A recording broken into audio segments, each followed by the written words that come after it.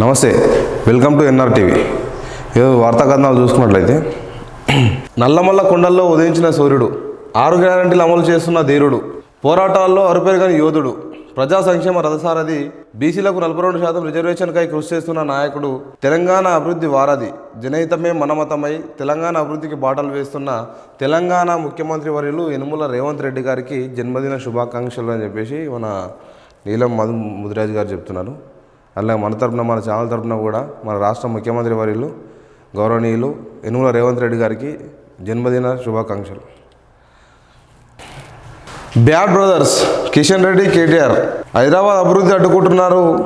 నగరాభివృద్ధికి మోదీ కేసీఆర్ చేసిందేంటి? ప్రగతి భవన్, సచివాలయం, command control centre నిర్మాణంతో ఒక్క ఉద్యోగమైనా వచ్చిందా? ఏడాదిన్నరలో 3 లక్షల కోట్ల పెట్టుబడులు తెచ్చాం. నగర విస్తరణకు రూపాయలు వేలాది కోట్లు ప్రణాళికలు. ఏ ఎన్నికకైనా ప్రతిష్టాత్మకంగానే తీసుకుంటాను. టీడీపీ అభిమానులు బీఆర్ఎస్కు ఓటు వేస్తారనుకోను.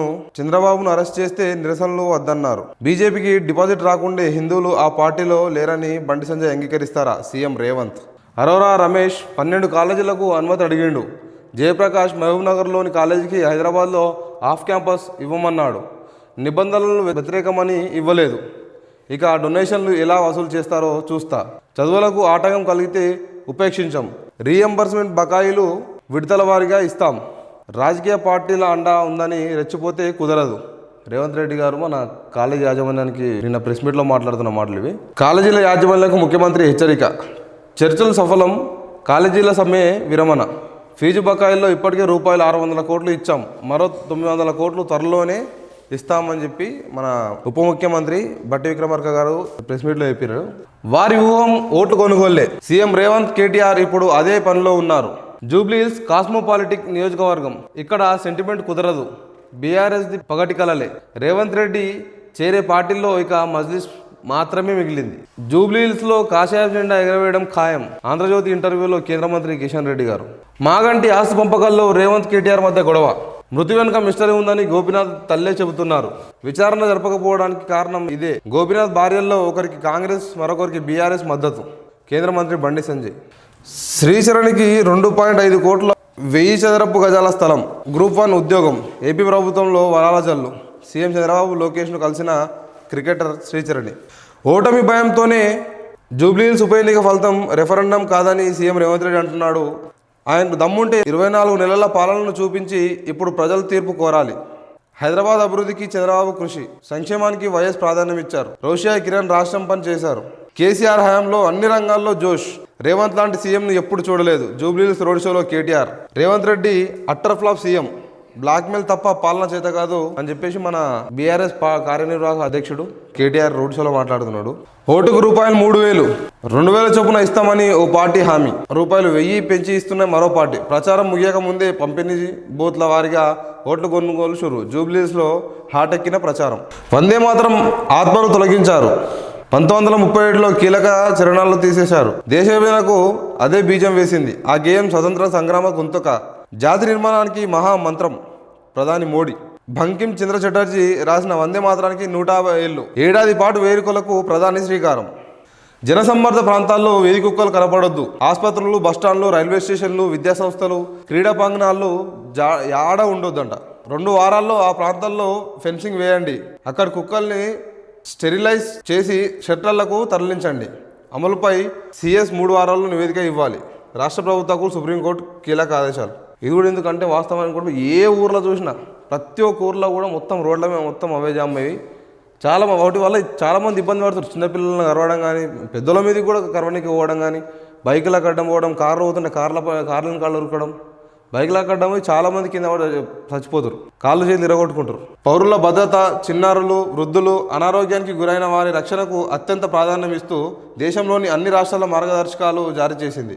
విద్యా సంస్థలు, బస్ స్టేషన్లు, రైల్వే స్టేషన్లు, క్రీడా సముదాయాలు, ఇతర బహిరంగ ప్రదేశాల నుంచి వీధి కుక్కర్లను షెల్టర్లకు తరలించాలని సుప్రీంకోర్టు మన సీఎస్కు ఆదేశాలు ఇచ్చిందనమాట.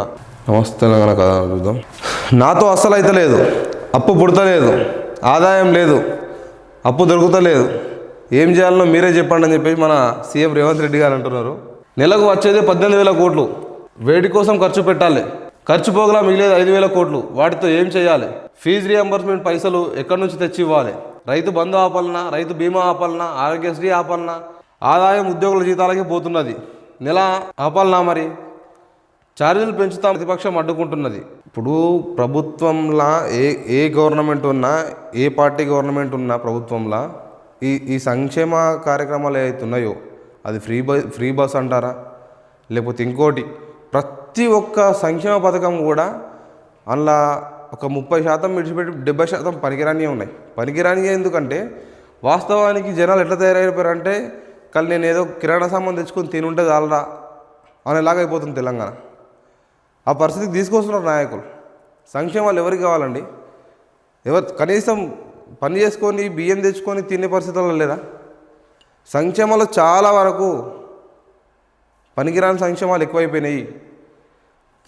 పనికిరాని సంక్షేమాలు ఎక్కువైపోయినప్పుడు డెవలప్మెంట్ జరగదు. మరి విద్య ఆరోగ్యానికి ఖచ్చితంగా ఏదో రకంగా అడ్డుపడుతుంది. మరి ఈ సంక్షేమాలు బంద్ చేయాలి ఫస్ట్. అది బీఆర్ఎస్ అయినా సరే, కాంగ్రెస్ అయినా సరే, బీజేపీ అయినా సరే, ఇంకోటైనా సరే, ఖచ్చితంగా సంక్షేమ పథకాలు ఆపాలి. ఇంతగానం పనికిరావు సంక్షేమాలు. ఏంది, నిజంగానే గరీబోడు ఎవడవుతున్నాడో వానికి అవకాశాలు కల్పించేటట్టు సంక్షేమాలు ఉండాలి. వానికి కనీసం రోజు గడిచేటట్టు సంక్షేమాలు ఉండాలి. కానీ మొత్తం ప్రతి ఒక్కరికి తెలంగాణలో ప్రతి ఒక్క గవర్నమెంట్ ఎంప్లాయీలను ఒక్కరిని పక్కన పెడితే మిగతా ప్రతి ఒక్కరికి అన్ని సంక్షేమాలు చేసుకుంటూ పోతే జనాలు ఏమైనా తిరిగి కూర్చున్న కాడికి దిగజారిపోయారు. కాబట్టి ఆటదాకా తెచ్చుకోకుండా ఉండాలంటే ఫస్ట్ సంక్షేమాలు బంద్ కావాలి. ఏ గవర్నమెంట్ అయినా సరే అది సంక్షేమాలు బంద్ అయ్యి అభివృద్ధి పైన దృష్టి పెట్టాలి. చాలా వరకు రోడ్లు అధ్వానంగా మారనే కారణం సంక్షేమాలే. విద్యా వ్యవస్థలు అధ్వానంగా మారనే కారణం సంక్షేమాలే. హాస్పిటళ్ళు మొత్తం అధ్వానంగా మారనే కారణం సంక్షేమాలే. విద్యా వైద్యం పైన దృష్టి పెట్టాలి. విద్యా వైద్యం పైన దృష్టి పెట్టిన రోజు ఖచ్చితంగా రాష్ట్రం ముందుకెళ్ళే అవకాశాలు ఎక్కువ ఉంటాయి. రోడ్లు, ఈ కంపెనీ వాడన్నా రావాలి, కంపెనీ వచ్చి కంపెనీ పెట్టాలంటే రోడ్లు ఎంత అధ్వానంగా తయారైనాయి. కంపెనీలు ఏడొస్తాయి ఇంకా ఇట్లా అయినాక? రోడ్లు మంచిగా అయితే కంపెనీస్ వస్తాయి, ఇక్కడున్న నిరుద్యోగులకు అందరికీ ఉద్యోగ అవకాశాలు కలుగుతాయి. దానిపైన దృష్టి పెట్టాలి. ఇవి మరి ఎవరైతే ప్రభుత్వానికి సలహాదారులు ఉంటారో వాళ్ళు ఖచ్చితంగా చెప్పాల్సిన పని ఇది. వీళ్ళు ఎందుకు చెప్తలేరు? ఇప్పుడు ఆల్రెడీ రేవంత్ రెడ్డి గారు బదలాం అవుతామని చెప్పేసి హైడ్రా ఎట్లయితే కొనసాగిస్తున్నారో, హైడ్రా అయితే మొత్తం గరీబోళ్ళు అయితే కూలిపోతున్నాయి కదా. ప్రతి ఒక్కరి నాకు తెలిసినంత వరకు ఒక కన్వెన్షన్ నాగార్జున గారిది అట్లా చిన్న ఏదైనా ఒకటి రెండు కాదు తప్ప పెద్దోళ్ళని ఎవ్వరు టచ్ చేయరు. హైడ్రా మొత్తం గరీబోళ్ళ మీదకే రెక్కాడితే కానీ డొక్కాడని ప్రాణాలకు మళ్ళీ ఏదో అంతంత మాత్రం ఉద్యోగాల సాఫ్ట్వేర్ ఎంప్లాయ్ అది ఇది పనులు చేసుకొని మొత్తం కళ్ళ ప్రపంచం అదే అన్నట్టు ఇల్లు కట్టుకొని తను ఈఎంఐ చెల్లిస్తున్న వాళ్ళ ఇల్లు, ఇట్లాంటి ఇల్లు ఎట్లయినా పోతున్నాయి.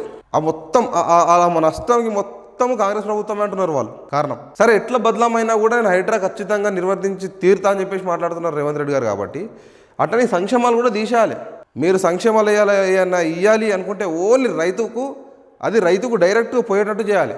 అప్పుడు రైతులు బాగుపడతారు, గవర్నమెంట్ కూడా లాభం చేకూరుతుంది, దానివల్ల డెవలప్మెంట్ కూడా ఆరామ్స్ జరుగుతుంది. కాబట్టి మీరు ఫస్ట్ రేవంత్ రెడ్డి గారు ఖచ్చితంగా ఏది ఏమైనా ఫస్ట్ ఆఫ్ ఆల్ ఈ సంక్షేమాలన్నీ బంద్ చేయాలి. ఇప్పుడు తెలంగాణలో మెసేజ్ ఎట్లా పోతుందంటే ఫ్రీ బస్ ఇస్తున్నారు. ఫ్రీ బస్ ఇస్తే ఏమంటున్నారు? ఆడోళ్ళకేమో ఫ్రీ బస్ ఇచ్చారు, మగవాళ్ళకేమో ఛార్జీలు పెంచారు అంటున్నారు. దానివల్ల లాభమా నష్టమా మీకు? ఇప్పుడు ఆడోళ్ళు ఒక్కటి ఓటేస్తే సరిపోదు కదా.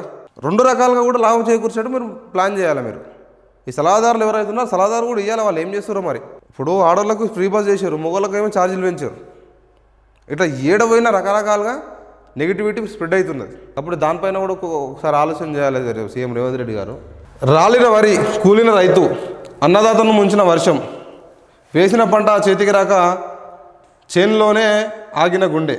రాజన్న సిరిసిల్ల జిల్లా కాజసింగవరంలో విషాదం. కూరగాయలు కష్టపడి సాగు చేసిన వరి పంట చేతికొచ్చే సమయానికి వర్షాలకు నేలవాలడంతో ఆ రైతు దిగులు చెందాడు.